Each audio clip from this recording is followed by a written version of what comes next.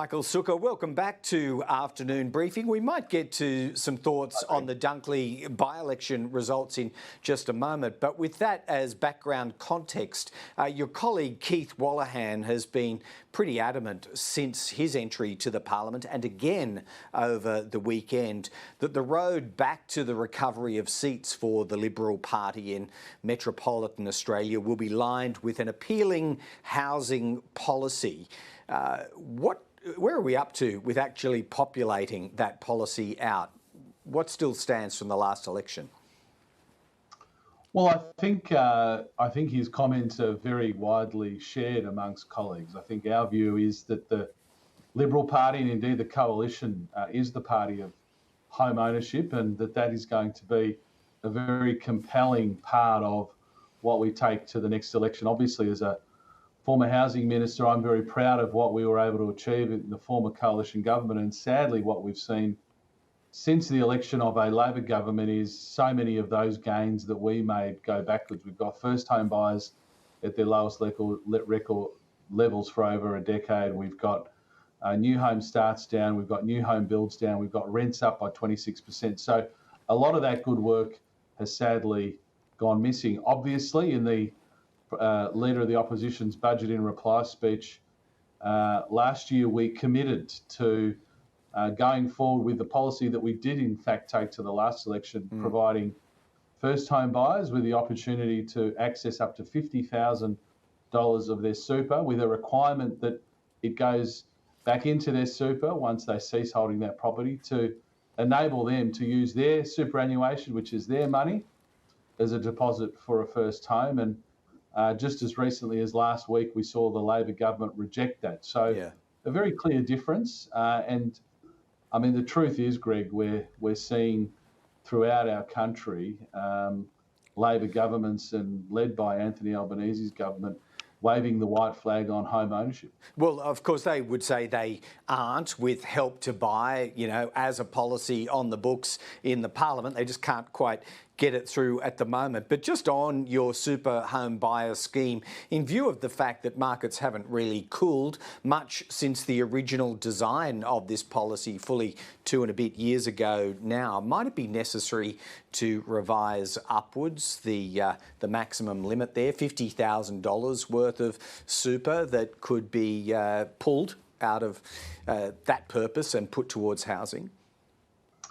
Look, we'll have more to say about that policy and a range of other policies, Greg. It's a fair point you make, but we'll consider that in the context of the full suite of policies we take to the election. Let's remember, for a couple, that's $50,000 each. So for a couple, that's $100,000 towards your deposit, in addition to any other savings, because this is obviously being accessed out of super.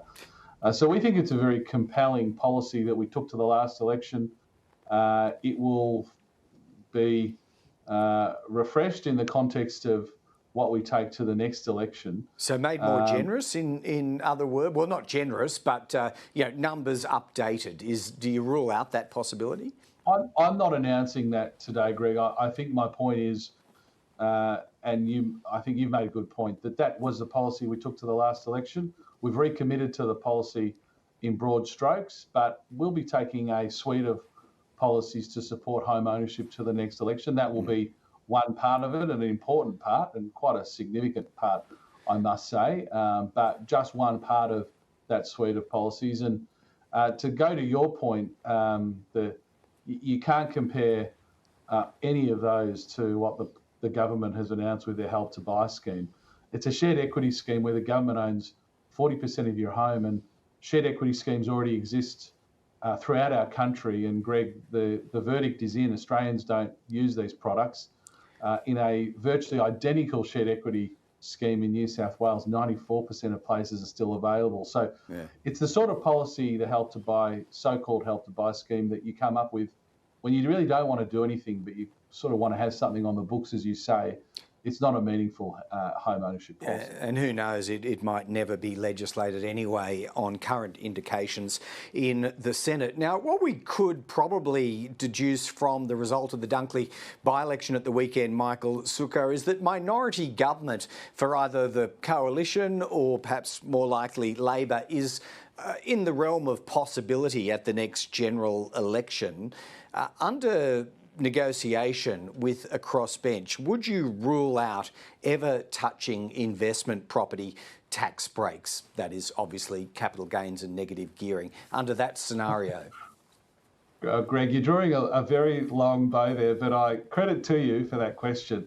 Look, the truth is we've, putting aside any very hypothetical discussions that you've raised, we have committed to not abolishing negative gearing or capital gains tax. We went to 2 elections where we fought the Labor Party on these very points. We obviously now see the Labor Party playing footsies with the Greens and others on negative gearing. And the Prime Minister, my word is my bond, who has said that there are no intentions to change negative gearing. I think many Australians have doubts about that now because you can't take what the Prime Minister says for granted anymore.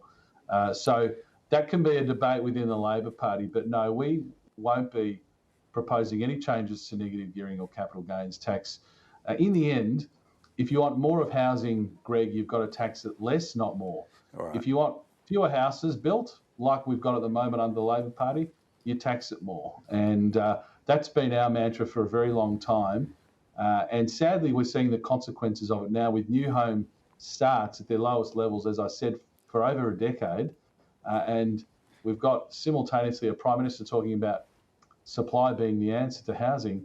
Fewer homes are being supplied on his watch, and there's no plan to change that. All right. Well, I'll put your remarks in the future file to be reopened if necessary beyond the next general election. Michael Sukkar, just on Dunkley by-election, what are you celebrating as a fairly senior Victorian Liberal from that result? A swing to be sure, but still well short of clinching that seat. Look, I don't think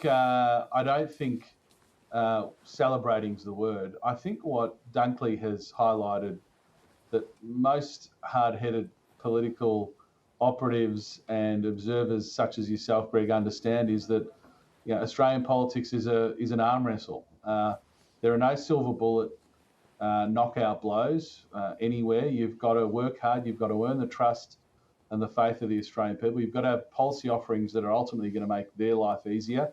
I think what we saw on the weekend was a welcome significant increase to the Liberal Party primary vote, a decent swing. We're always in it to win it in these contests, but you've got to be realistic about it. So, look, we're cautiously optimistic, but politics is an arm wrestle, and we're going to have to earn the trust of Australian voters one by one between now and the next election. That's what we'll be trying to do, and I'm very confident we'll be able to do that and win the next election. All right. Well, more work to be done for sure. We'll have many more conversations, I'm certain, as well, Michael Sukkar, between now and that next date with voters at a general election. Thanks again for joining us. Thanks so much, Greg.